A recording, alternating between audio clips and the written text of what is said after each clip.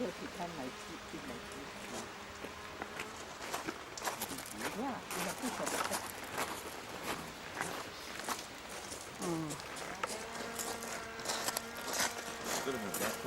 go and stand under the... Alright, reading from John chapter 21. Afterward, Jesus appeared again to his disciples by the Sea of Tiberias. It happened this way. Simon Peter, Thomas called Didymus, Nathanael from Cana in Galilee, the sons of Zebedee, and 2 other disciples were together. I'm going out to fish, Simon Peter told them. And they said, we'll go with you. So they went out and got into the boat. But that night they caught nothing. Early in the morning, Jesus stood on the shore, but the disciples did not realize that it was Jesus. He called out to them, friends, haven't you any fish? No, they answered. He said, throw your net on the right side of the boat and you'll find some. When they did, they were unable to haul the net in because of the large number of fish. Then the disciple whom Jesus loved said to Peter, it is the Lord. As soon as Simon Peter heard him say, it is the Lord, he wrapped his outer garment around him, for he had taken it off, and jumped into the water. The disciples followed into the boat, towing the net full of fish, for they were not far from the shore, about 100 yards. When they landed, they saw a fire of burning coals there with fish on it, and some bread. Jesus said to them, bring some of the fish you have just caught. Simon Peter climbed aboard and dragged the net ashore. It was full of large fish, 153. But even with so many, the net was not torn. Jesus said to them, come and have breakfast. None of the disciples there asked him, who are you? They knew it was the Lord. Jesus came, took the bread and gave it to them, and did the same with the fish. This was now the 3rd time Jesus appeared to his disciples after he was raised from the dead. When they had finished eating, Jesus said to Simon Peter, Simon, son of John, do you truly love me more than this? Yes, Lord, he said, you know that I love you. Jesus said, feed my lambs. Again Jesus said, son of John, do you truly love me? He answered, yes, Lord, you know that I love you. Jesus said, take care of my sheep. The 3rd time he said to him, Simon, son of John, do you love me? Peter was hurt because Jesus asked him the 3rd time, do you love me? He said, Lord, you know all these things. You know that I love you. Jesus said, feed my sheep. I tell you the truth, when you were younger, you dressed yourself and went there and went where you wanted. But when you are old, you will stretch out your hands and someone else will dress you and lead you where you do not want to go. Jesus said this to indicate the kind of death by which Peter would glorify God. Then he said to him, follow me. Peter turned and saw that the disciple whom Jesus loved was following him. This was the one whom had leaned back against Jesus at the supper and had said, Lord, who is going to betray you? When Peter saw him, he asked, Lord, what about him? Jesus answered, if I want him to remain alive until I return, what is it to you? You must follow me. Because of this, the rumor spread among the brothers that this disciple would not die. But Jesus did not say that he would not die. He only said, if I want him to remain alive until I return, what is it that to you? This, the disciple whom testified to these things and whom wrote them down, we know that this is his testimony is true. Jesus did many other things as well. If every one of them were written down, I suppose that even the whole world would not have room for the books that were being written. Thank you very much. What a deep depression he felt. Like, I was following him all the time. I was myself very brave. I'm sure like the people were shocked. The disciples were shocked that Jesus died. All the time they felt very safe with him. The whole time they felt protected. They saw that he can heal anyone, he can resurrect the dead, he can do miracles, he's preaching, all the most amazing things people ever saw. And the moment he was caught, and actually Jesus didn't fight back when they came to the Garden of Gethsemane, and Peter was ready there to fight, took out the knife to cut the servant ear, but Jesus is saying, no, we are not here to fight, right? And everyone is running away. Suddenly their confidence broke. And then Jesus is there being interrogated by the high priest in Jerusalem, and Simon is there outside and is denying Jesus 3 times. And as he said before that in the Last Supper, right, at the Passover meal, I would never deny you, you know. I'm sure that he felt terrible. I mean, Peter, his master, was humiliated, beaten, and crucified. He himself, I would say in a way, disappointed his master and disappointed himself. He thought that he will be strong enough spiritually. And now his master is gone, basically. He's dead somewhere. And what can we do? So they go back up to Galilee and do what they know to do, to fish, right? They are fishermen. And Jesus is coming here and he's preparing their breakfast. He's taking care for them. And he's preparing Peter for his ministry. Okay, I want to use you. And actually he asked him 3 times, are you ready? Do you ready to serve? Do you really love me?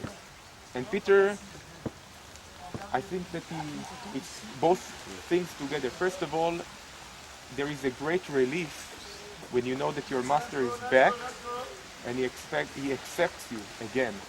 He doesn't reject you. Jesus didn't come and say, you know what, you really failed me, I'm disappointed. Okay, maybe go and follow someone else. No, I'm here, I'm back here, everything is okay. Do you love me and ready to serve? And even that question actually, I would say, surprises a little bit Peter when you say, you know everything, you know, I already said twice that I do love you. And you still ask me the 3rd time, he feels a little bit embarrassed. But anyway, Jesus is there, ready, preparing him, and that's it. You are about to start your service. And who is writing about everything? John, right? The beloved one. I'm always amazed from the small things that are mentioned in these stories. Jesus is there. You know, the disciples are so excited to see him. Peter, you know, with everything that happened before, he denied Jesus, and now Jesus is here, and 3 times he asked him, do you love me? And he's telling him, look, you're going to serve, you know, and you're going to follow and take my sheep and everything. And then, this is like such a high peak. And then again, I would say our character, when I say ours, it's whenever the disciples do something which looks a little bit weird, it's exactly as we do. It's not that they do that always. We're the same. And you know, he goes and everything's so dramatic, and then he looks back at John, and what about him? And you know, I think of it's so familiar with our behavior and character. You know, God might call us and do such a great things in our life, and dramatic, you know, spiritual and so on, and then we look back at someone else. Okay, but what about this believer? Or what about this pastor? Well, what are you going to do with him? You know? And just, what is your business? What do you care what I'm going to do with that guy? You know, you just concentrate in your mission, in your call, and go on with that. And I think that it's so nice to see this whole thing. Again, Jesus is calling to everyone to serve. Each one has his own role. Some are fishermen, right? You just throw the net, you never know what you're going to catch. Some are shepherds. They're supposed to know their flock. We have different roles, different timing, different, I would say, jobs, but all of us need to serve and to be, I would say, to be ready to serve God with any mission that He sent us to. And this is the beautiful thing. Okay, so just have it in your mind. Take picture. You want to share? Yeah, I just want to share something personal. God was speaking to me, in particular about Peter last year, and this is actually a passage that I don't know. I never seem to have read it before. It's actually a passage mentioned in Luke. Okay, Luke 22. Verse 31. It's actually in regards to this one. This is the pre-story before what happened to Peter. And Luke 31, the verse says, Simon, Simon, and this is Jesus talking to Peter. Satan has asked to sift you as wheat, but I have prayed for you, Simon, that your faith may not fail. And when you have turned back, strengthen your brothers. But he replied, Peter, Lord, I'm ready to go with you to prison and death. And Jesus answered, I tell you, Peter, before the rooster crows today, you will deny 3 times that you know me. This is just very personal testimony on my part. I came to a place, even in ministry, that I was a bit like Peter. I started to boast in the Lord. You know, Lord, I will not leave you. Lord, I will do whatever, you know. And I felt that that was the spirit that Peter was carrying. I will do all these things. I will not deny you. But Jesus, seeing all these things already going to happen, he already could see that Peter was going to fail him. But the prayer that Jesus prayed was very precious to me. Jesus didn't pray that Peter would be spared of this whole agony. But Jesus prayed this prayer that, first of all, the first thing that really touched me, that I have prayed for you, Simon. And the Lord was speaking to me in that period of time, is that even though you're going through this period of time that you feel that you have completely disappointed. You remember Peter was so disappointed. Here is a guy who followed Jesus and says, I will follow you, I will die for you. And Peter completely disappointed the Lord. But the thing is that I'm sure Peter might have remembered that Jesus says, I have prayed for you.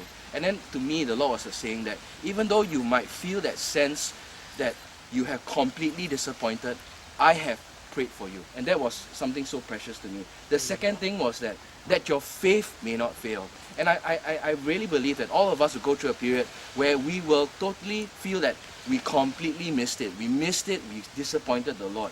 But then here is this prayer that the Lord is praying for us, that our faith will not fail. And then I love the last line, which is just this one end of this. And when you have turned back. And to me, that was the most precious, because Jesus was saying, I pray for you, but I have so much confidence. My prayer is so powerful that your faith will not fail and you will turn back. And he did, you know. And then the story is so complete, where Peter and Jesus restored Peter. So the Lord already saw all this, but he allowed Peter to go through this whole agony of disappointing him. But the Lord knew that the Lord's prayer was that not that you will not go through this, but that your faith will not fail. And when you come back, then Peter's ministry, because after that you will strengthen your brothers. So I thought that was so touching for me, and just a reminder never to boast in what I could do for the Lord, but always to be humble, because at the end of the day, the Lord is the one that calls us back, and the Lord is the one that calls us to ministry. Just wanted to share that with you. Thank you. Okay. 1Peter's Primacy, this is the name. And inside that church, again, you can see the bedrock that is here. And they believe that this is where Jesus actually prepared the meal, like the Lord's table, okay? The church itself. So, why is it like 6?